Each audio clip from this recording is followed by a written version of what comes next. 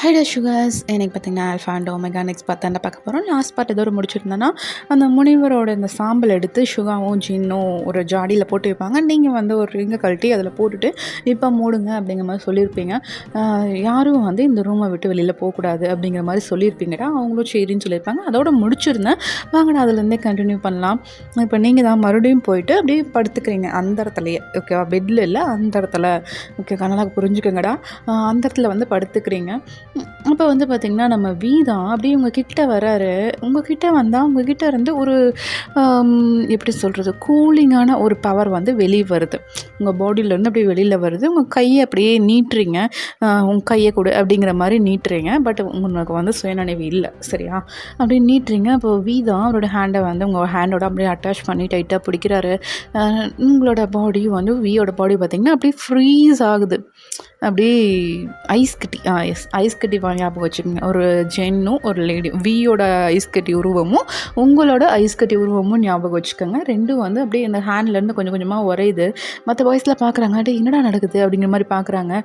நீங்கள் வந்து பார்த்தீங்கன்னா அந்த கனவு உலகத்தில் இருப்பீங்கள்ல, அங்கே வந்து தியானம் பண்ணிகிட்ருக்கீங்க.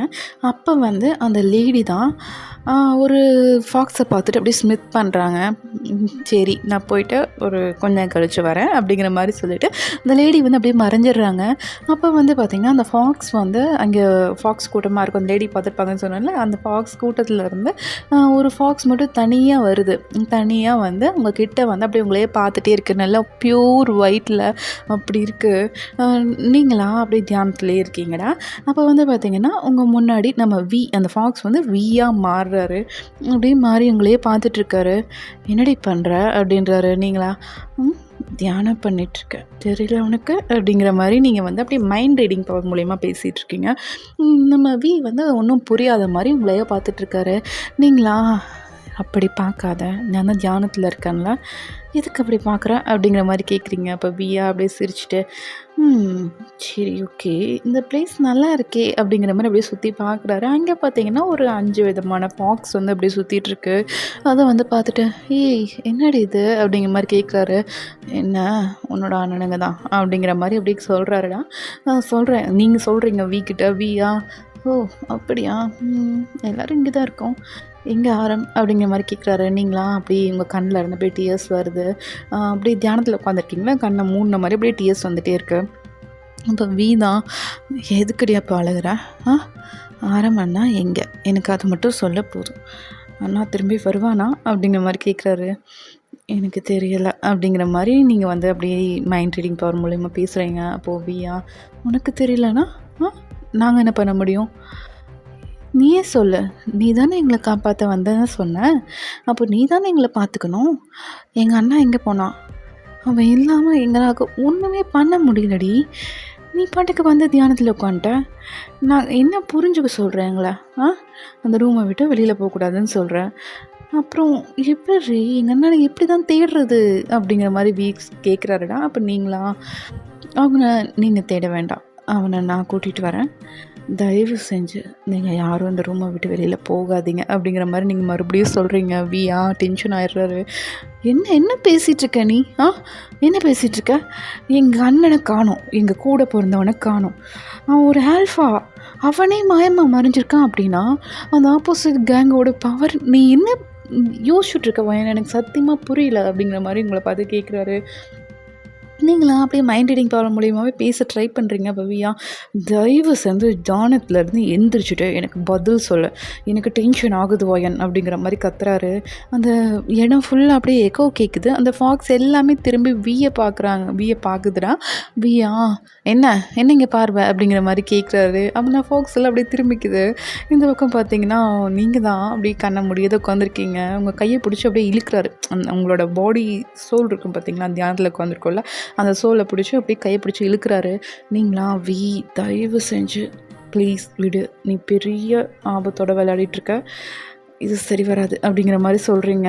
இப்போ தான் அதெல்லாம் கேட்காம நீ இப்போ எந்திரிச்சே ஆகணும், நீ முதல்ல நார்மல் ஆகு, ஏன்னா நாம் 2 பேருமே போய் தேடலாம், நம்ம 2 பேரை தவிர வேறு யாரையும் நம்மளை கட்டுப்படுத்த முடியும்? நீ எது இப்படி உட்காந்துருக்க, முதல்ல நீ எந்திரிச்சு வா அப்படின்னு சொல்லிட்டு அப்படியே கையை பிடிச்சி அப்படியே ரொம்ப ஆட்டுறாரு. இன்னும் ஒரு 2 இழு இழுத்தாருன்னா அவங்க கையே பிச்சுக்கிட்டு வந்துடும், அந்த அளவுக்கு இழுத்துட்ருக்காரு. ஓகேவா? இப்போ வந்து பார்த்தீங்கன்னா, நீங்க தான் அப்படியே வீய வந்து ஒரு புஷ் பண்ணுறீங்க. அதாவது அந்த கைய விரிச்சு நில்லுங்க அப்படிங்கிற மாரி சொல்லுவோம்ல, அந்த மாரி வந்து நீங்க வந்து வீய பண்ணுறீங்க. வீயா ஒரு 2 ஸ்டெப் பேக் போறார். 2 ஸ்டெப் பேக் போகும்போது என்ன ஆகுதுன்னா, அந்த நெஜத்தில அந்த கண்ணாடிய உடைஞ்சிருப்பார்ல, அந்த கண்ணாடி தூள்லாம் அப்படியே உடைஞ்சு சுக்கு நூறாயி அப்படியே விழுகுது. வந்து ஒரு 2 ஸ்டெப் பின்னாடி போறாரு. அவருக்கு வந்து பார்த்தீங்கன்னா, ரொம்பவே வந்து கோவம் வந்துருது.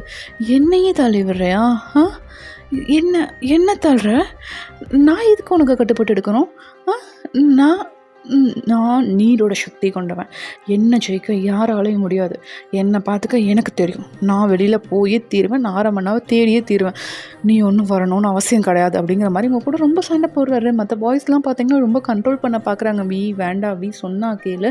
பெரிய பிரச்சனை போயிட்டுருக்கு. நம்ம ராஜ்யத்துக்குள்ளேயே இந்த தீய சக்திங்கள்லாம் வர ஆரம்பிச்சிருச்சு. தயவு செஞ்சு நீ அமைதியாயிரு. இந்த ரூமை விட்டு வெளியில் போனேன் அப்படின்னா உனக்கு சேஃப் கிடையாது. தயவு செஞ்சு கண்ட்ரோல் ஆயிரு அப்படிங்கிற மாதிரி மற்ற பாய்ஸ் எல்லோரும் சொல்கிறாங்க. முடியாது, இவ என்னையே தள்ளி விடுறான்.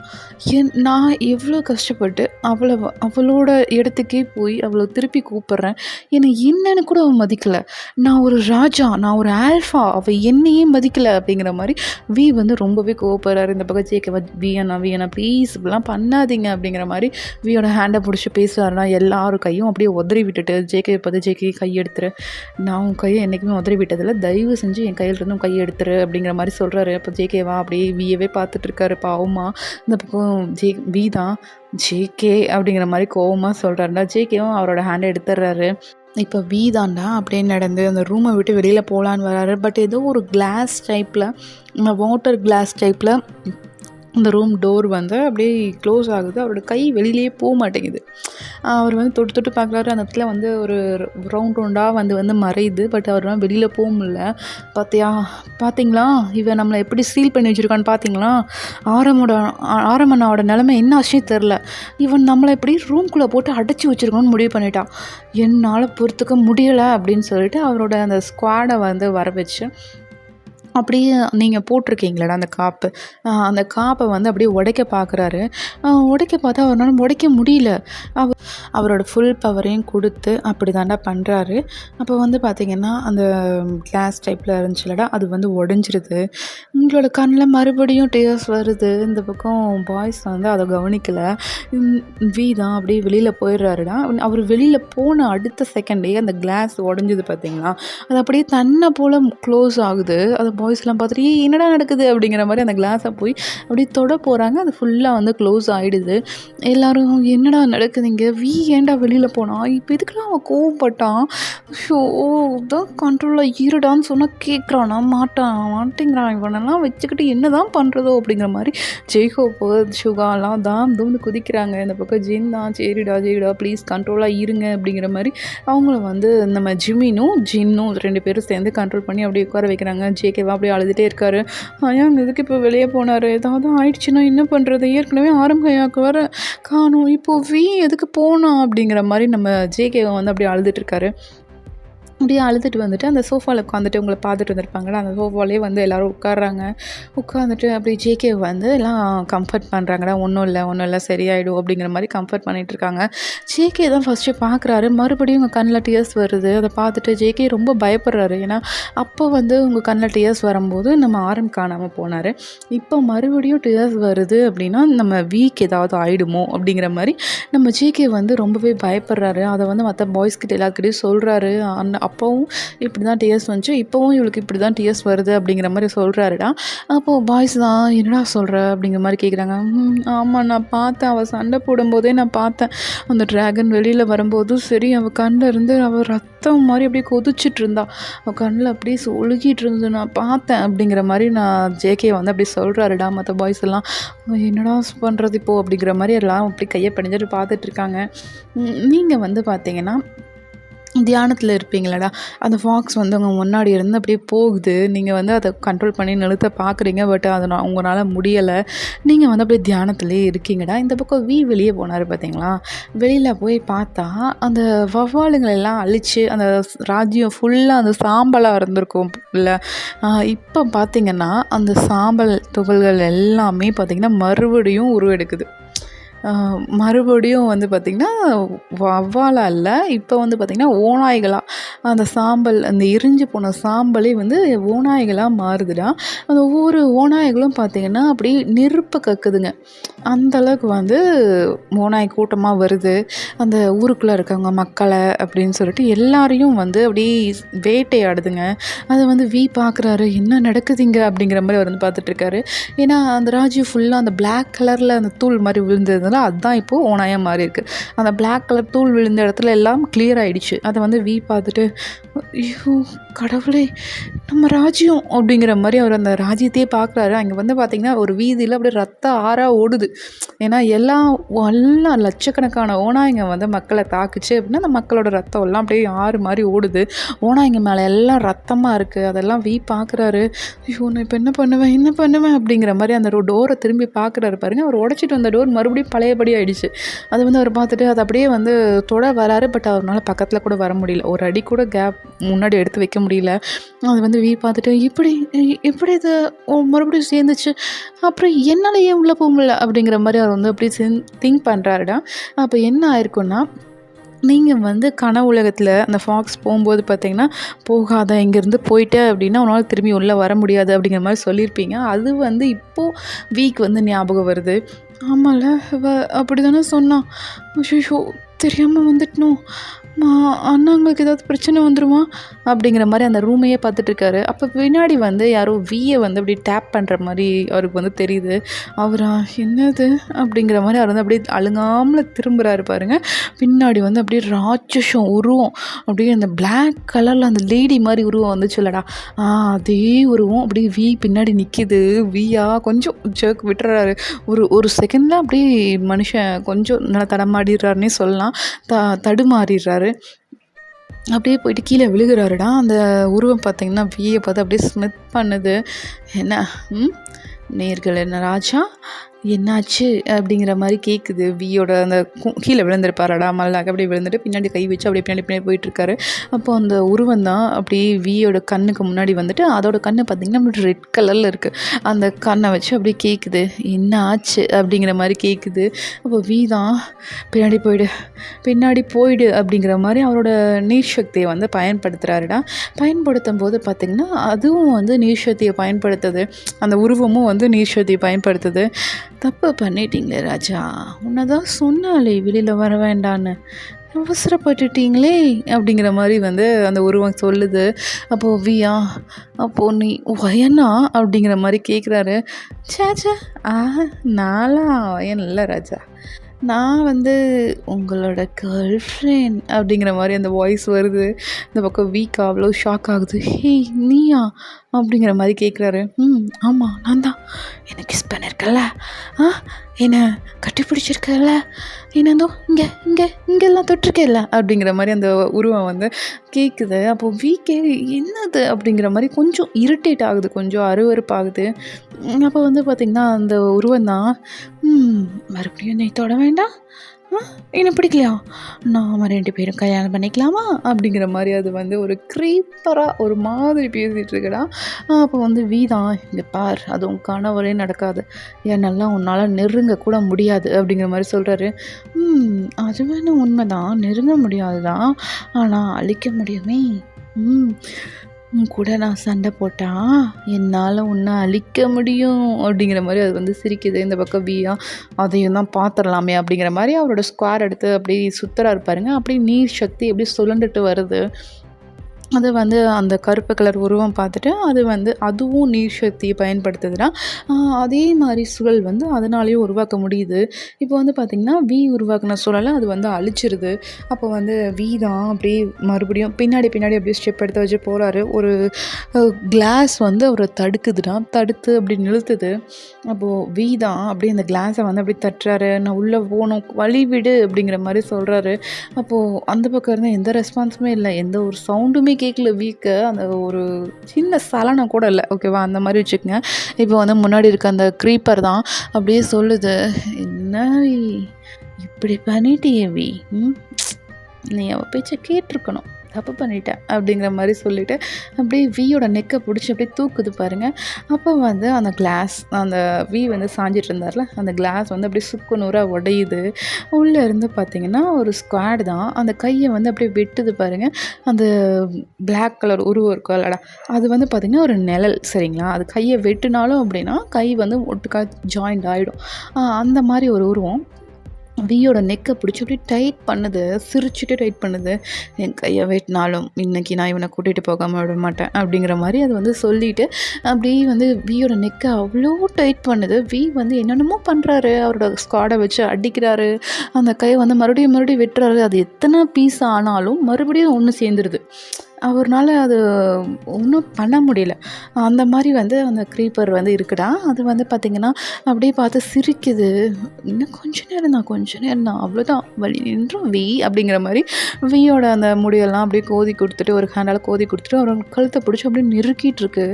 உங்களுக்கு அவ்வளோதான், பொறுமை போயிடுச்சு. நீங்கள் என்ன பண்ணுறீங்கன்னா, நீங்கள் வந்து அந்த முன்னாடி பாய்ஸை பார்க்குறீங்க, எந்திரிச்சு பார்க்குறீங்க. அவங்கள பார்த்துட்டு என்ன நடந்தாலும் சரி, யாரும் இந்த ரூமை விட்டு வெளியில் வரக்கூடாது அப்படிங்கிற மாதிரி உங்கள் வாய்ஸ் மட்டும் கேட்குதுன்னா, அவங்களாம் என்னடா இவங்கடா போகிறா அப்படிங்கிற மாதிரி அவங்க வந்து உங்களை பார்க்குறாங்க. நீங்கள் வந்து பழையபடி தாண்டா அப்படியே மிதந்தே வந்து வெளியில் வர்றீங்க.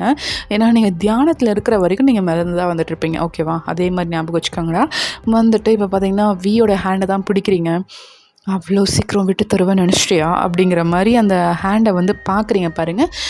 நீங்கள் பார்க்கும்போது உங்கள் பார்வை திறக்கலடா, அதாவது கண் இமைங்க திறக்கலை. ஆனால் உங்களோட கண்ணில் இருந்து ஒரு விதமான வெளிச்சம் வருது.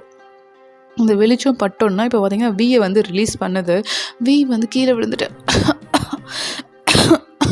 அப்படிங்கிற மாதிரி அவர் அப்படியே இருமிகிட்ருக்காரு.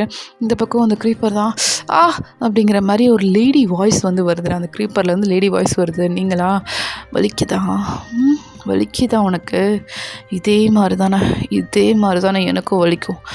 என்ன தைரியம் இருந்துண்டா அவனோட கழுத்தில் கை வச்சுருப்பேன். அந்த கை உனக்கு வேணுமா? இதுக்கு மேலேயும் அந்த கை உனக்கு வேணும், நான் விடுவேன்னு நினைக்கிறேன் அப்படிங்கிற மாதிரி நீங்கள் வந்து அந்த க்ரீப்பரை பார்த்து அப்படியே பேசிகிட்ருக்கீங்க. அந்த க்ரீப்பரா, இல்லை வேண்டாம் என்னை விட்டுரு அப்படிங்கிற மாதிரி அது வந்து ரொம்பவே வந்து ஸ்ட்ரகிள் பண்ணுது. உங்களை வந்து எதிர்த்து ஃபேஸ் பண்ண முடியல அந்த க்ரீப்பரால்.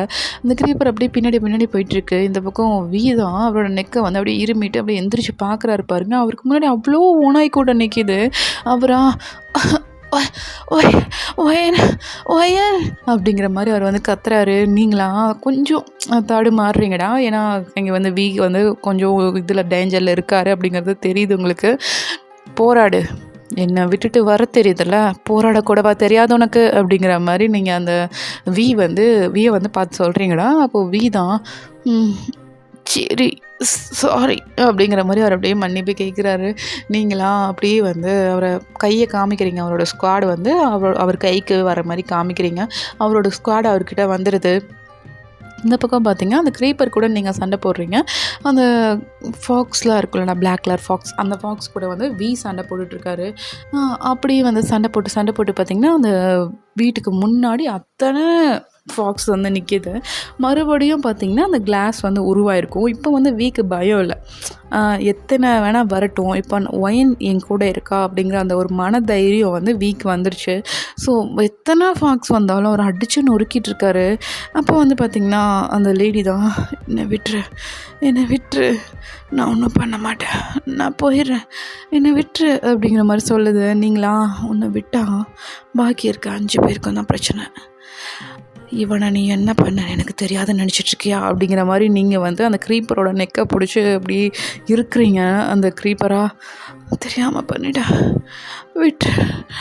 விட்டுரு அப்படிங்கிற மாதிரி அது வந்து பேசுது. நீங்களா? உன்னை விட்டேன் அப்படின்னா இன்னும் 5 நாளில் பாக்கி இருக்க 5 பேரையும் என்கிட்ட இருந்து பிரிச்சிருவாங்கன்னு எனக்கு நல்லா தெரியும். இதுக்கு மேலேயும் நான் உன்னை விட விரும்பலை அப்படிங்கிற மாதிரி சொல்கிறீங்கடா. அப்போ வந்து பார்த்திங்கன்னா அந்த க்ரீப்பர் தான், இப்போ நீ என்ன பண்ணாலும் சரி உன்னால் திரும்பி கொண்டு வர வைக்க முடியாது அப்படிங்கிற மாதிரி அந்த க்ரீப்பர் சொல்லுது. நீங்களா? அது எனக்கு தெரியும், நீ எந்த நிமிஷம் வியோட நெக்கை பிடிச்சியோ அந்த நிமிஷமே எனக்கு தெரிஞ்சிருச்சு அப்படிங்கிற மாதிரி நீங்கள் சொல்கிறீங்க. இப்போ வந்து பார்த்தீங்கன்னா, அந்த ஃபாக்ஸ் எல்லாம் வீய வந்து ரொம்பவே அட்டாக் பண்ணிட்டுருக்கு. சண்டை போட்டுட்டு தான் இருக்காரு. நீங்க வந்து திரும்பி பார்த்துட்டு லைட்டா ஒரு வலி கலந்த ஸ்மைல் இருக்குல்ல, "கொஞ்ச நாள் பொறுத்துக்க, நான் வரேன்" அப்படிங்கிற மாரி நீங்க சொல்றீங்க. வீக்கு வந்து "ஏன் இவ இப்படி சொல்றா?" அப்படிங்கிற மாரி உங்கள ஒரு நிமிஷம் பார்க்குறாரு. பார்த்துட்டு மறுபடியும் அந்த ஓநாய் கூட சண்டை போட்டுட்டு தான் இருக்காரு. இப்போ வந்து பார்த்தீங்கன்னா, அந்த ரூம் இருக்குல்ல, அந்த ரூமோட வாசல்ல நம்ம ஜின் வந்து நிற்கிறாரு. ஜின் வந்துட்டு நின்னுட்டு அப்படியே பார்த்துட்ருக்காரு. இங்கே என்ன நடக்குது அப்படிங்கிற மாரி அவர் வந்து பார்த்துட்ருக்காரு. பார்க்கும்போது பார்த்தீங்கன்னா, அந்த இடத்துல வந்து அப்படியே தலை வெட்டப்பட்டு ஒரு 2 முண்டம் தனியா, தலை தனியா கிடக்குது. அத பார்த்துட்டு வீக்கு அவ்ளோ ஷாக்கு. "ஏய் டயங்கா!" அப்படிங்கிற மாரி அவர் வந்து அப்படியே கத்துறாரு. இந்த பக்கம் டயங் வந்து சண்டை போட்டுட்டு தானே இருக்காரு. அவர் வந்து திரும்பி பார்க்குறாரு. "எதுக்கு ஜெனி இப்படி கத்துறான்? நான் இங்கே தானே இருக்கேன். சண்டை போட்டுட்ருக்கேன். ஹெல்ப் பண்ணவாது வரலன்னா பரவாயில்ல. உள்ள சேஃபாவாவது இருங்களேன். உங்கள யார் வெளியில் வர சொன்னா?" அப்படிங்கிற மாதிரி கத்துறாரு. அதெல்லாம் எதுவுமே நம்ம ஜின் காதுக்கு கேட்கவே இல்லை. அப்படியே வந்து பார்த்திங்கன்னா, ஜின் தான் தான் சொன்னது கேட்காம போனில்ல ஏன்டா அப்படிங்கிற மாதிரி வீயை தாண்டி நம்ம ஜின் வந்து அப்படியே ஓடுறாரு பாருங்க. அந்த ஃபாக்ஸை மிதிச்சிட்டு ஓடுறாரு. ஒன்றும் புரியலை, என்ன நடக்குது இங்கே அப்படிங்கிற மாதிரி அவர் வந்து பார்க்குறாரு. ஏன்னா வீயோட உடலுக்குள்ளே புகுந்து ஜின் அந்த பக்கம் வந்திருக்காரு. புரியுதா? அந்த பேய்க்கெலாம் பார்த்திங்கன்னா முன்னாடி பூந்து பின்னாடி வரலாம், மனுஷங்க அந்த பக்கம் பூந்து இந்த பக்கம் வரலாம், அந்த மாதிரி போவாங்கல்ல, அந்த மாதிரி. சரிங்களா? அந்த மாதிரி வந்து இப்போ ஜின் வந்து வீக்குள்ளே பூந்து அந்த ஃபாக்ஸ் எல்லாம் மிதிச்சுட்டு அந்த பக்கம் வந்து போகிறாரு. அதை வந்து பார்த்துட்டு என்னது அப்படிங்கிற மாதிரி அவர் வந்து பார்த்துட்ருக்காருடா. இந்த ஃபாக்ஸ்லாம் மறுபடியும் அட்டாக் பண்ணுது. வந்து அந்த ஃபாக்ஸ் எல்லாத்தையுமே அழிச்சிடுறாரு, அதாவது கொன்னுடுறாரு. சரியா? அவர் கொன்னுட்டு திரும்பி பார்க்குறாரு பாருங்கள், அங்கே ஒரு ஃபாக்ஸோட இந்த டெட் பாடியும் இல்லை. அது வந்து பார்த்துட்டு ஒரே ஆச்சரியமாக இருக்குது. என்ன நடக்குது இங்கே அப்படிங்கிற மாதிரி அவர் வந்து பார்த்துட்ருக்காருடா.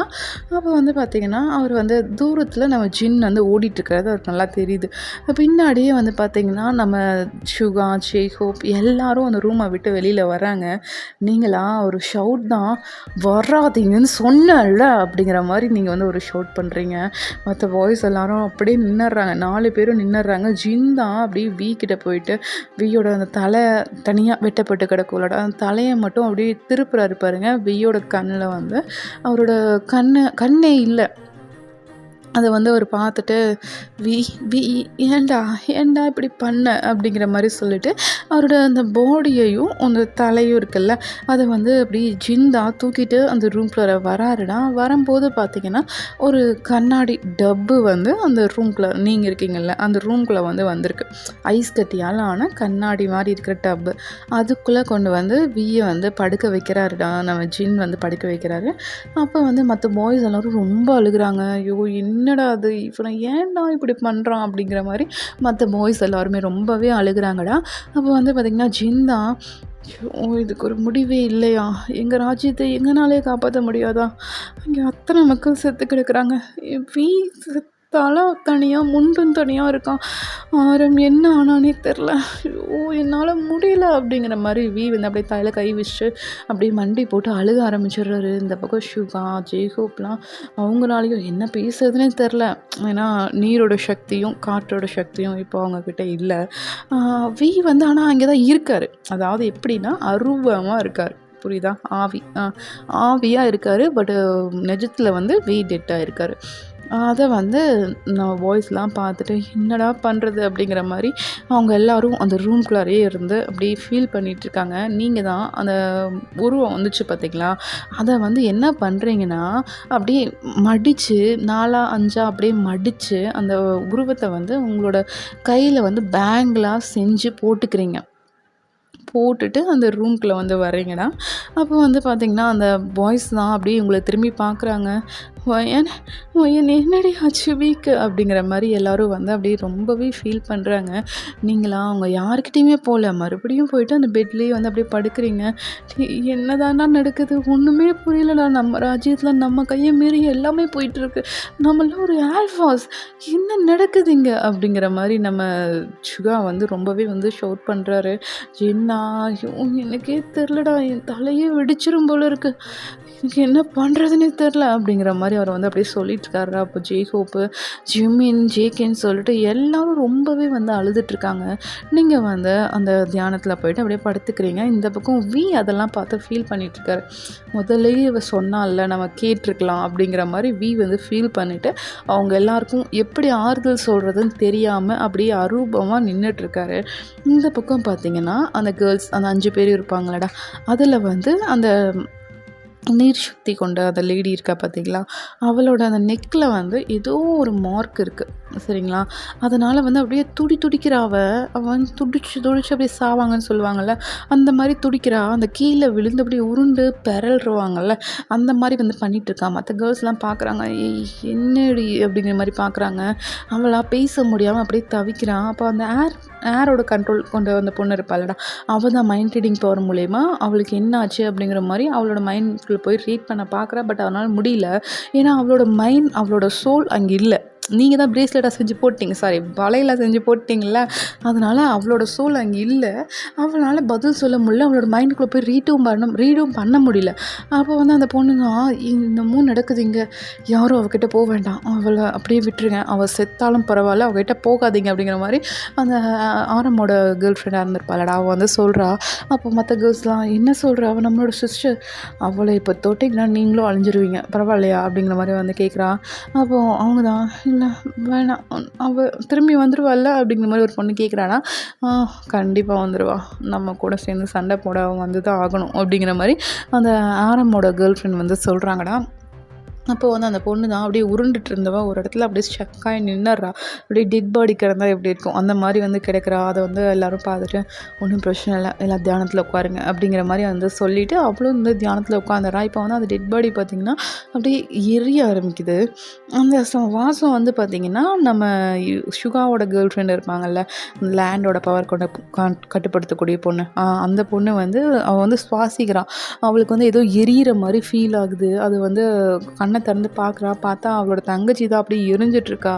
அதை வந்து பார்த்துட்டு என்னடி நடக்குது இங்கே அப்படிங்கிற மாதிரி பக்கத்தில் இருக்க ஜெய்ஹோப்போட கேர்ள் ஃப்ரெண்டை பார்த்து அப்படியே கேட்குறானா. அப்போ அந்த பொண்ணு தான், என்ன சொல்கிறா இவ அப்படிங்கிற மாதிரி அவளும் கண்ணை திறந்து பார்த்தா அந்த நீர் சக்தி கொண்ட பொண்ணோட பாடி வந்து அப்படியே எரிஞ்சிட்ருக்கு, அப்படியே துடிச்சிட்ருக்கா. அதை சுற்றி ரோலாய் அழுதுட்ருக்கா. அதை வந்து பார்த்துட்டு சரி என்னாலும் பரவாயில்ல, நம்மளை அமைதியாக உட்காருவோம், அவள் செத்தாலும் பரவாயில்ல அப்படிங்கிற மாதிரி அவங்க வந்து அப்படியே மைண்ட் மூலியமாக நினச்சிட்டு அப்படியே உட்காந்துடுறாங்கடா. அந்த பொண்ணு அப்படியே எரிஞ்சு சாம்பல் ஆயிடுறா. அப்போ கூட யாருமே வந்து அவளுக்கு உதவி பண்ணவே இல்லை. இந்த பக்கம் பார்த்தீங்கன்னா நம்ம ஜேகே தான் அப்படியே வந்து மறுபடியும் உங்கள் ஹேண்டை வந்து பிடிக்க வராரு. ஜின் வந்து தட்டி விட்டு, ஏன்டா அவன் தான் பிடிச்சி இப்போ வெளியில் போய் செத்து கிடக்குறான், நீயும் போறியா அப்படிங்கிற மாதிரி அவர் வந்து அப்படியே கத்துறாரு. இல்லை ஜின், எனக்கு ஒயின் கூட இருக்கணும், அவ்வளோதான், எனக்கு ஒரு மாதிரி இருக்கு, நான் ஒயின் கூட கொஞ்ச நேரம் இருந்துட்டு வரேன் அப்படிங்கிற மாதிரி நம்ம ஜேகே வந்து கேட்குறாரு.